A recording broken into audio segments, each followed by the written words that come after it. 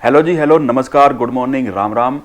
आज है 8 फरवरी 2021 और मैं हूं विकास नगर में और एकदम से सेफ हूं। कल यानी 7 फरवरी को उत्तराखंड में जोशीमठ के पास एक हादसा हुआ, एक प्रलय आई और बहुत तबाही उसने मचाई। तो आज की इस वीडियो में हम 3 चीज़ें डिस्कस करेंगे। पहली तो उस एरिया का भूगोल कैसा है, क्योंकि मेरी भूगोल में बहुत अच्छी पकड़ है और मैं आपको समझा सकता हूं। दूसरी चीज़ कि कल हुआ क्या, और तीसरी चीज़ क्यों हुआ, कैसे हुआ। हालांकि अभी जांच एजेंसियां, सरकार, प्रशासन सब ये पता करने में लगे हुए हैं कि कैसे हुआ, क्या हुआ। तो मैं केवल अपने अनुमान के आधार पे, अपने अनुभव के आधार पे आपको ये सब बताने की कोशिश करूंगा।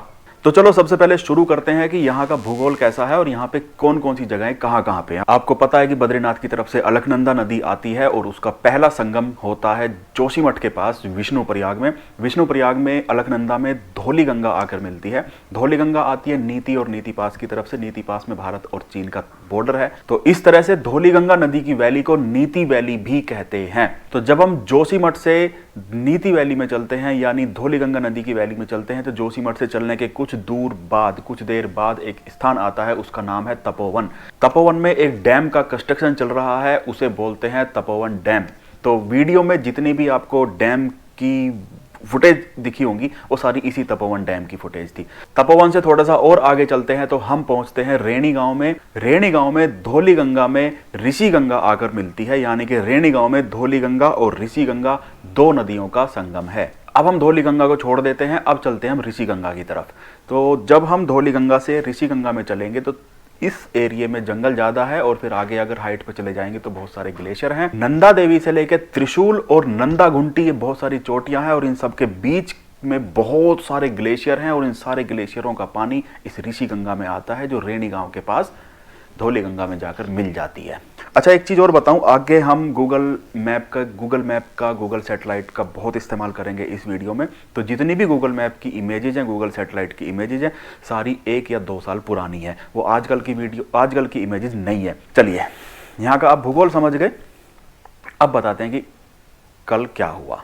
सुबह मेरे पास एक वीडियो आई कि नीरज भाई देखो ऐसा ऐसा कुछ हुआ है और आपका फेसबुक पे, सोशल मीडिया पे, यूट्यूब पे बहुत अच्छा नेटवर्क है और लोगों को आप सावधान कर दो। मुझे उस पर कोई भरोसा नहीं हुआ, कोई विश्वास नहीं हुआ, क्योंकि मैं ऐसी वीडियो पे एकदम से भरोसा नहीं करता हूँ। हो सकता है वो किसी और स्थान की वीडियो, हो सकता है पुरानी वीडियो, हमें नहीं पता। हमने अपने एक दोस्त से पूछा, बीनू कुकरेती है, श्रीनगर के पास रहता है, उसका एक कैंप है और अलकनंदा के नदी के एकदम किनारे है। मैंने पूछा भाई क्या हुआ, उसने कहा कि जोशीमठ की तरफ एक ग्लेशियर फट गया है। अब मुझे पक्का पता चल गया कि भाई कुछ हुआ है और एकदम से फेसबुक पे, एकदम से यूट्यूब पे एक पोस्ट डाल दी कि भाई सावधान हो जाओ, ऋषिकेश हरिद्वार तक भी खतरा आ सकता है।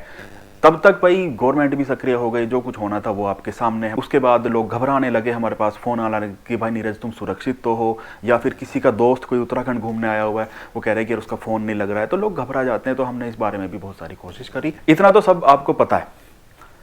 अब हमने क्या किया कि धीरे धीरे उन वीडियो को और गूगल मैप को लिंक करना शुरू कर दिया। एक तरफ गूगल मैप खोल लिया, एक तरफ वीडियो खोल ली, गूगल मैप का सैटेलाइट मोड, कि वीडियो में जो कुछ दिखाई दे रहा है वो एक्चुअल में किस जगह की वीडियो है। तो एक वीडियो बड़ी पॉपुलर रही, उसमें एक पानी का रेला आता है और एक पुल को तोड़ता हुआ निकल जाता है। बाद में पता चला जब गूगल मैप पे उसका मिलान किया गया कि वो रेणी गांव का पुल था और बॉर्डर की तरफ यानी कि नीति पास की तरफ जो जाने वाली सड़क थी उसका पुल था, वो उस नदी ने एकदम से बहा दिया है। इसके साथ ही एक वीडियो और चल रही थी जिसमें पानी एक डैम के पास आता है, डैम के गेट के अंदर से होकर निकल जाता है। थोड़ी देर में पानी उस डैम को ओवरफ्लो करने लगता है। वहां से एक बंदा बहुत देर तक फेसबुक पे लाइव भी चलाता रहा कि भाई देखो ये सब हो रहा है, हरिद्वार ऋषिकेश वालों, श्रीनगर वालों सब सावधान हो जाओ। बहुत देर तक उस बेचारे ने मेहनत करी, बहुत देर तक लाइव चलाई और वो वीडियो भी उसकी बहुत ज्यादा सर्कुलेट हुई। मित्रों, इस समय मैं तपोवन में हूँ। इस समय बहुत खतरनाक, यहाँ से ऊपर से कोई तार टूटा हुआ है, जो इस समय इस नदी को क्या बोलते हैं, विष्णुप्रयाग धौली गंगा जो है तबाही मचा रही है। नीचे जहाँ तक भी नजर पड़ रही है, चमोली, कर्णप्रयाग, श्रीनगर तक सभी दोस्तों से अनुरोध है, सभी मित्रों से अनुरोध है, कृपया बच के रहें। वो डैम था तपोवन डैम, जो कि धौली गंगा पे बना हुआ था। वो डैम कंस्ट्रक्शन का काम चल रहा था उसमें, अभी वो एक्टिव नहीं था। अगर वो एक्टिव होता तो उसके पीछे एक लेक बनी होती, पानी इकट्ठा होता जैसे हर एक डैम में होता है, तो हो सकता है वो डैम मतलब कि टूट भी जाता, तब और ज़्यादा तबाही आती। सवाल ये उठ रहा है, बहुत सारे लोगों ने सवाल उठाए हैं कि सर्दियों में ग्लेशियर कैसे टूटा, क्योंकि मानसून में ज़्यादातर ग्लेशियर के टूटने की खबरें होती है, गर्मी में खबरें होती है। केदारनाथ के ऊपर गांधी सरोवर टूटा था, वो भी ग्लेशियर लेक थी। ग्लेशियर लेक क्या होती है वो मैं अभी इसी वीडियो में आपको बताऊंगा। तो वो भी बारिश में ही टूटी थी। तो नॉर्मली सर्दियों में ग्लेशियर टूटते नहीं है, लेकिन वो टूटा कैसे? यानी कि कोई ग्लेशियर टूटा, उसने ऋषिगंगा पर बन रहे डैम को नुकसान पहुंचाया, जो उनकी कैंप साइट है उसे पूरी तरह से बर्बाद कर दिया। बाद में उसमें से कुछ लोग निकाले गए। कैंप साइट पे देखो मजदूर वगैरह होते हैं, इंजीनियर वगैरह होते हैं। तो 2 डैम है, दोनों की कैंप साइट है, दोनों को काफ़ी नुकसान हुआ है। मजदूर भी थे, इंजीनियर भी थे, और 150 लोगों के लापता होने की खबर आई, जिसमें से 20-25 लोग अभी तक बच चुके हैं, जिंदा बच चुके हैं। कुछ लोग बेचारे मर भी गए हैं, कुछ की डेड बॉडी भी मिली है। यानी कि कहीं पे मैंने आपको अभी बताया था कि नंदा देवी पीक से लेकर त्रिशूल और नंदाघुंटी पीक तक बहुत सारे ग्लेशियर हैं। उन बहुत सारे ग्लेशियरों में से कोई ग्लेशियर टूट गया किसी भी वजह से।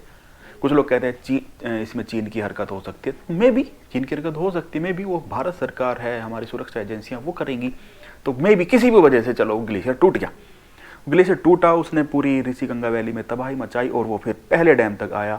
पहले डैम को बिल्कुल मटियामेट करते हुए उसने रेनी का पुल तोड़ा। रेनी का पुल तोड़ के वो धौलीगंगा में एंट्री हुआ। तपोवन पे डैम का कंस्ट्रक्शन चल रहा है, उस डैम को भी नुकसान पहुंचाया और उसके बाद पहुंच गया अलकनंदा वैली में। धीरे धीरे फिर सारी कहानी आपके सामने है। अब जब एक बात क्लियर हो गई कि कोई ना कोई ग्लेशियर टूटा है, तो अब मैं आपसे इस बारे में डिस्कस करने वाला हूं कि ग्लेशियर होते क्या हैं, ग्लेशियर टूटते कैसे हैं। इस बारे में मैं आपको बताऊंगा, समझना इस चीज को। ग्लेशियर देखो 2 तरह के होते हैं। एक तो जैसे सर्दियों का मौसम है, सर्दियों में स्नोफॉल हुआ और वो बर्फ जम गई तो बन गया ग्लेशियर। लेकिन ये टेक्निकली ग्लेशियर नहीं है, ये केवल एक आइस शीट है। जब आप अमरनाथ जाते हो या जब आप केदारनाथ जाते हो तो नदी में एक आइस ब्रिज देखते हो ना आप, तो सर्दियों के जमे हुए बर्फ ही होती है, काफ़ी पिघल चुकी होती है, काफ़ी कुछ बच जाती है मानसून तक। लेकिन मानसून में ये जो आइस है, जो टेम्परेरी आइस है, ये खत्म हो जाती है मानसून आते आते। एक दूसरा ग्लेशियर होता है जो हजारों लाखों सालों से है और एकदम से सॉलिड आइस का है। उसमें आप पत्थर भी, उसमें आप हथौड़ा भी मारोगे तब भी उसमें कोई फर्क नहीं पड़ने वाला, उसमें डेंट तक नहीं आएगा, इतना हार्ड होता है। जैसे गोमुख ग्लेशियर है, तो जिस जगह पे गोमुख से गंगा जी निकलती है वो एकदम से हार्ड आइस वाला लाखों साल पुराना ग्लेशियर है। तो अब होता यह है कि कोई भी ग्लेशियर हो, चाहे ये वाला हो चाहे वो वाला हो, ग्लोबल वार्मिंग भी हो रही है, मौसम भी चेंज होता है, गर्मी के मौसम आते हैं, बरसात के मौसम आते हैं, सर्दी के मौसम आते हैं, तो उनमें डैमेज होता है। कई बार जो परमानेंट वाले जो ग्लेशियर हैं उन पे ग्लेशियर लेक बन जाती है। भाई है तो आइस, है तो बर्फ ही ना, तो किसी वजह से उस पर एक छोटी सी एक लेक बन गई, छोटा सा कुंड बन गया। 1 साल बाद वो थोड़ा सा और बड़ा हो जाता है, 1 साल बाद और बड़ा हो जाता है, 10 साल बाद पता चलता है काफ़ी बड़ा हो गया। लेकिन ये जो पानी की जो लेक है ग्लेशियर के ऊपर, वो पानी ग्लेशियर को डैमेज करती है और एक टाइम ऐसा आता है जब वो टूट जाती है।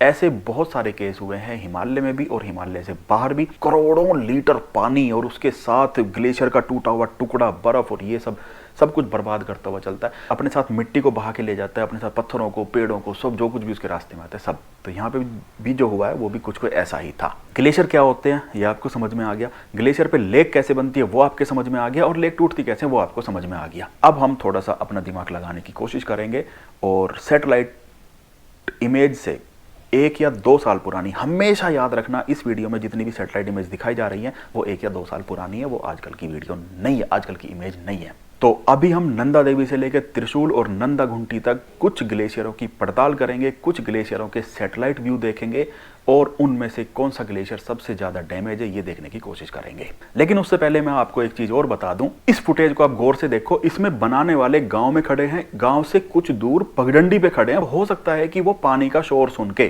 क्योंकि ग्लेशियर टूटा होगा तो 15 मिनट पहले, आधा घंटा पहले पानी की आवाज़, कुछ अजीब सी आवाज़ आने लगी होगी, तो गांव वाले उस दिशा में भागे होंगे। या हो सकता है वो पहले से ही वहाँ पे खड़े हों, तो गांव की पगडंडी पे, गांव से कुछ दूर उन्होंने जब रिकॉर्डिंग करनी शुरू करी, और जिस टाइम ये रिकॉर्डिंग शुरू हुई इस टाइम को आप गौर से देखो। ये ऋषिगंगा वैली दिखाई दे रही है और इसमें आप अगर दूर देखोगे, एकदम से दूर देखोगे, तो राइट साइड की तरफ से धुएं का गुबार दिखाई दे रहा है। ये राइट साइड इंपॉर्टेंट है। रेणी से कुछ दूर ऋषिगंगा, दो नदियां आके मिलती हैं। एक त्रिशूल की तरफ से आती है, एक नंदा देवी की तरफ से आती है। त्रिशूल की तरफ से भी कुछ ग्लेशियर का पानी उसमें आता है, नंदा देवी की तरफ से भी कुछ ग्लेशियरों का पानी उसमें आता है। तो जो राइट साइड वाला जो गुबार है वो त्रिशूल की तरफ वाला गुबार है। तो अभी हम त्रिशूल वाली वैली में देखेंगे। तो मैक्सिमम चांस ये है कि कोई ग्लेशियर त्रिशूल पीक के नीचे या नंदाघुंटी पीक के नीचे या सैडल पीक के नीचे, सैडल पास के नीचे टूटा होगा। हो सकता है मैं गलत हूं, हो सकता है मेरा अनुमान गलत हो। तो अभी हम सैटेलाइट व्यू में इसी राइट साइड वाली वैली की पड़ताल करेंगे। तो देखिए, जब हम इस नदी के साथ साथ ऊपर को चलते हैं तो लगभग 3200 मीटर की हाइट पे हमें एक स्नाउट दिखाई देता है। स्नाउट मतलब गोमुख, जहां एक ग्लेशियर, जहां से ग्लेशियर खत्म होता है और पानी शुरू हो जाता है। वैसे पानी जो है ग्लेशियर के नीचे से बहता रहता है। ग्लेशियर अंदर से खोखले होते हैं और उसके नीचे से पानी बहता रहता है, चाहे ये वाला ग्लेशियर हो चाहे वो वाला। दो तरह के ग्लेशियर मैंने आपको बताए हैं, तो पानी उसके नीचे से बहता रहेगा पानी। लेकिन एक जगह ऐसी आएगी जहां पे ग्लेशियर, बर्फ खत्म हो जाएगी और केवल पानी पानी रहेगा। तो ये हमें एक स्नाउट दिखाई दे रहा है। लेकिन इस जगह की हाइट है, इस स्नाउट की हाइट है 3200 मीटर। 3200 मीटर पे नॉर्मली हार्ड वाली आइस नहीं होती है, नॉर्मली वही टेम्परेरी आइस होती है जो आप अमरनाथ या केदारनाथ जाते हुए देखते हो। एक स्नो ब्रिज होता है, स्नो ब्रिज मतलब 1 मीटर चौड़ा भी हो सकता है, 10 मीटर चौड़ा भी हो सकता है, 100 मीटर चौड़ा भी हो सकता है। लेकिन ये वाला जो स्नो ब्रिज है ये 2 किलोमीटर चौड़ा है। एक तरह से आप ये कह सकते हो कि ये 2 किलोमीटर लंबा ग्लेशियर है। आगे बढ़ते हैं, इस ग्लेशियर को ऊपर, अब इस ग्लेशियर के हम साथ साथ चलेंगे। इस ग्लेशियर पे हमें कहीं भी लेक नहीं दिखाई दे रही है, कोई छोटा सा कुंड भी नहीं दिखाई दे रहा है, कोई डैमेज हमें नहीं दिखाई दे रहा है। आगे बढ़ते हैं, यहां पे आप देखो गौर से, इसमें हमें एक डैमेज दिखाई दे रहा है। और थोड़ा सा और आगे बढ़े तो काफी डैमेज हमें दिखाई दे रहे हैं ग्लेशियर के ऊपर वाले हिस्से में। और फिर ऊपर, और अगर हम और ऊपर बढ़ेंगे तो यहां पे ग्लेशियर फिर खत्म हो गया। मतलब कि 3200 मीटर की हाइट पर नीचे कहीं पे ग्लेशियर शुरू हुआ, 2 किलोमीटर बाद वो ग्लेशियर खत्म हो गया, फिर से पानी की जलधारा शुरू हो गई। यानी कि ये वाला ग्लेशियर जो है इंडिपेंडेंटली लटका हुआ है, वैली के अंदर फंसा हुआ है, फंसा हुआ था 1 या 2 साल पहले। लेकिन इसमें भी एक पॉइंट ये है कि ये ग्लेशियर 3200 मीटर से लेकर 3600 मीटर तक है, 2 किलोमीटर लंबा, और 3200 मीटर से स्टार्ट है, 3600 मीटर पे खत्म है। जहां से स्टार्ट है वहां पे इसमें कोई ऐसा खास डैमेज नहीं है, लेकिन जहां पे खत्म हो रहा है वहां पे इसमें काफी डैमेज है। तो अब मुझे अनुमान ये है कि जो सर्दियों में जो बर्फ पड़ती है वही वाली बर्फ है, तो उसमें भी ऐसी हर जगह आपको मिलती है, अमरनाथ केदारनाथ, तो उसमें भी ऐसी कोई खतरे वाली बात नहीं है। लेकिन ये बर्फ जो है मानसून आते आते खत्म हो जाती है। अब हो सकता है कि ये फोटो मानसून से पहले का हो। अगर मानसून से पहले का है तब तो मानसून में खत्म हो गया होगा, ये 1 साल या 2 साल पुराना है। तो अगर ये मई जून का फोटो है तो मानसून में ये बर्फ खत्म हो गई होगी। लेकिन जब हम इसके आसपास पहाड़ों का कलर देखेंगे, देखो 3200 मीटर पे पेड़ भी होते हैं, 3200 मीटर से 3600 मीटर पे फिर बुग्याल भी होते हैं, घास भी होती है, और कोई भी घास होती है मानसून में हरी भरी हो जाती है, मानसून के बाद वो पीली पड़ने लगती है, सर्दियों में बर्फ गिर जाती है, सर्दियों के बाद बर्फ पिघलती है, पीली पीली घास होती है, गर्मियों में भी वो घास पीली पीली रहेगी, लेकिन गर्मियों के बाद मानसून आएगा वो फिर से हरी भरी हो जाए। तो ये सर्किल जो पूरे साल चलता रहता है। अब हो सकता है कि हमें देखो ये घास जो हरी भरी, उतनी हरी भरी नहीं दिख रही है, इसमें पीलापन काफी दिखाई दे रहा है, पीलापन काफी दिखाई दे रहा है। इसके 2 ही मतलब है कि या तो ये वाली इमेज मानसून से पहले की है, मई जून की, या फिर मानसून के बाद की है, अक्टूबर नवंबर की। अगर ये मई जून की होती तो आसपास जो नदी नाले गिर रहे हैं उनमें भी बर्फ दिखती। 4000 मीटर पहाड़ों के ऊपर भी हमें काफी बर्फ दिखाई देती, जो कि इस इमेज में नहीं दिखाई दे रही है। इस इमेज में पहाड़ों पे बर्फ नहीं दिखाई दे रही है, इसका एक ही मतलब है कि ये इमेज अक्टूबर या नवंबर की है। अब ये सोचने वाली बात है कि जो आइस ब्रिज बनते हैं, सर्दियों में आइस पड़ती है और उसकी वजह से जो आइस ब्रिज बनते हैं, जो आप अमरनाथ केदारनाथ पे देखते हो, ये आइस ब्रिज नॉर्मली मानसून में खत्म हो जाते हैं। लेकिन ये वाला आइस ब्रिज, 2 किलोमीटर लंबा आइस ब्रिज, अक्टूबर नवंबर तक भी बना हुआ है। अब अगर ये आइस ब्रिज 2 साल पहले अक्टूबर नवंबर के महीने में था तो फिर ये सोचने वाली बात है। 2 किलोमीटर लंबा आइस ब्रिज जो अपने ऊपर के हिस्से में काफी डैमेज है, ये सोचने वाली बात है। तो हो सकता है कि यही आइस ब्रिज खिसक के नीचे आ गया हो, क्योंकि लेक तो कोई दिखाई नहीं दे रही है, ग्लेशियर लेक कोई भी नहीं दिखाई दे रही है। जो ग्लेशियर पे लेक एकदम से बस्ट नहीं होती कि हाँ बस रात रात में बन गई, एकदम बस्ट हो गई। बहुत लंबा प्रोसेस होता है, 10-10, 20-20 साल लग जाते हैं बनने में। तो अगर कोई लेक रही होगी, कोई बड़ी लेक रही होगी, तो वो दिखती सैटेलाइट में, गूगल मैप में दिखती, नहीं दिख रही है। इसका मतलब कि 1 साल पहले, 2 साल पहले तो लेक थी नहीं।